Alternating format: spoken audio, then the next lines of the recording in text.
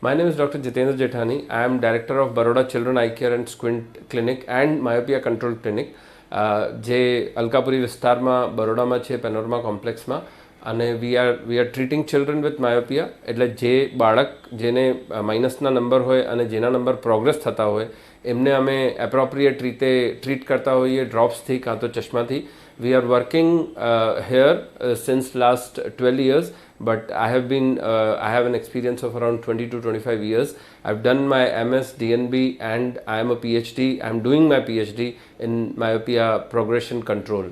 So in the beginning, I would like to thank Sun Pharma for taking this initiative. This is a wonderful initiative. આ બહુ જ સારું initiative છે through Sun Pharma that we are talking about myopia.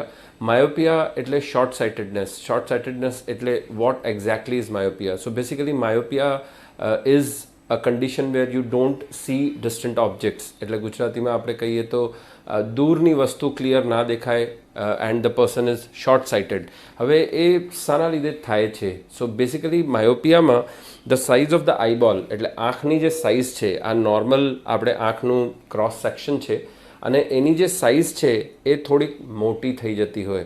એટલે જે rays ડિસ્ટન્સથી આવતા હોય એ rays અહીંયા રેટિના પર ફોકસ ના થતા હોય. જો એ રેઝ રેટિના પર ના ફોકસ થાય તો દેન ઇટ ઇઝ શોર્ટ સાઇટેડનેસ, અને આપણે આગળ એક કન્કેવ લેન્સ લગાવીએ which is actually a diverging lens, તો એ રેઝ અહીંયા રેટિના પર ફોકસ થાય. નાઉ માયોપિયા શાના લીધે થાય એ જાણવું બહુ જ જરૂરી છે. It is very important to know કે કયા પેશન્ટમાં માયોપિયા થઈ શકે. તો સૌથી પહેલો જે રિસ્ક ફેક્ટર છે દેટ ઇઝ કે પેરેન્ટ્સને માયોપિયા હોય. જો એક પેરેન્ટને માયોપિયા હોય તો બાળકને માયોપિયા થવાનો ચાન્સ નોર્મલ બાળકની કમ્પેરિઝનમાં ટ્વાઇસ એટલે ડબલ હોય. અને જો બંને પેરેન્ટ્સ માયોપિક હોય તો the risk factor is up to 3 to 5 times a normal child. Second thing is lot of screen time, એટલે નજીકનું કામ વધારે કરે. જે બાળકો નજીકનું કામ વધારે કરતા હોય એમની આંખની સાઇઝ મોટી થતી જાય, એ નિયર વર્ક કરતા હોય એટલા માટે. Another risk factor is when they don't sit outside, એટલે સનલાઇટમાં ના બેસતા હોય તો એના લીધે પણ આંખની સાઇઝ મોટી થતી હોય અને માયોપિયા પ્રોગ્રેસ થઈ શકે. જેમ જેમ આંખની સાઇઝ મોટી થતી જાય પેશન્ટનું માયોપિયા પ્રોગ્રેસ થતું જાય, એટલે ચશ્માના નંબર વધતા જાય. બીજું રિસ્ક ફેક્ટર છે કે જેટલું બને એટલું આઉટડોર લાઇટનિંગમાં બેસવાનું, જેટલું બને એટલે you have to sit in well lit room. એટલે આપણે જે જૂના જમાનામાં કહેતા હતા કે રૂમમાં લાઇટ હોવી જોઈએ, આમ ત્રાસું મોડું રાખીને ના બેસવું જોઈએ, જે બુક છે એના ઉપર લાઇટ વ્યવસ્થિત લાઇટ પડવી જોઈએ. જેટલું બને we should take care of that, અને જેટલું આપણે એની સંભાળ રાખીએ એટલું નંબર વધવાની શક્યતા જે છે એ ઓછી થતી જાય. એટલે સ્ક્રીન ટાઈમ ઓછું કરવાનું, નજીકનું કામ ઓછું કરવાનું, જેટલું બને એટલું સનલાઇટમાં બેસવાનું, આઉટડોર્સ બેસવાનું. અને another important point here is કે આ બધા બાળકો જેને માયોપિયા હોય એનું જે માયોપિયા છે એ પ્રોગ્રેસ થતું જાય જો આપણે યંગ એજમાં કે નાની એજમાં કંટ્રોલ ના કરીએ તો ધ પોઈન્ટ ઇઝ કે એમને સૌથી પહેલાં તો આઈડેન્ટિફાય કેવી રીતે કરવાનું. સો એ બધાને આપણે સ્કૂલમાં કાં તો એમની age when the kid is 1 year old, 1 વર્ષનો બાળક હોય ત્યારે પીડિયાટ્રિક ઓફથેલ્મોલોજિસ્ટ એટલે બાળકોના આંખના નિષ્ણાત ડૉક્ટરને આપણે બતાવવાનું. સ્પેશલી જો પેરેન્ટ્સને ચશ્માના નંબર હોય, જો both the parents are myopic, કાં તો એક પણ પેરેન્ટ માયોપિક હોય, એક પણ પેરેન્ટને ચશ્માના નંબર હોય, તો ઇટ્સ આર ડ્યુટી કે આપણે જઈને એક પીડિયાટ્રિક ઓફથેલ્મોલોજિસ્ટને કન્સલ્ટ કરવાનું અને જોવાનું કે આપણા બાળકને માયોપિયા છે કે નહીં. અને જો માયોપિયા હોય તો માયોપિયાને કંટ્રોલ કરવાના ડ્રોપ્સ હોય છે, માયોપિયા કંટ્રોલ કરવાના ગ્લાસીસ હોય છે. ધેર આર મલ્ટિપલ થિંગ્સ, એટલે ઘણા બધા ઓપ્શન છે.